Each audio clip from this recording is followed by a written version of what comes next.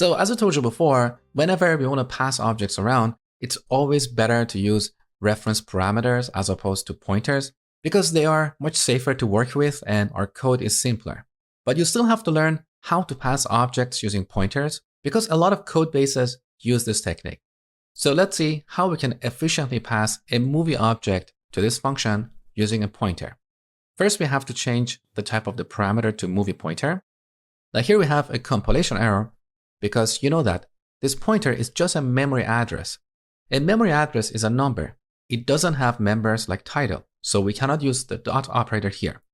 So to solve this problem, first we have to dereference this pointer using the dereference or indirection operator. But again, we have another error because the dot operator has a higher priority and is applied first.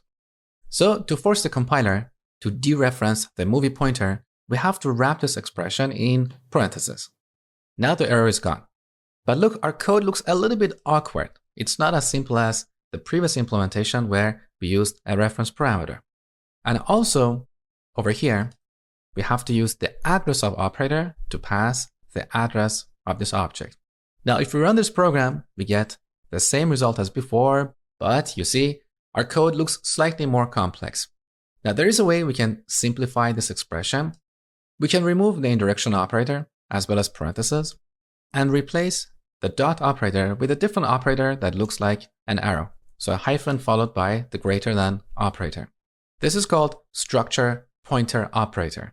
So what this does is first it's going to dereference this pointer, then it's going to give us access to this member.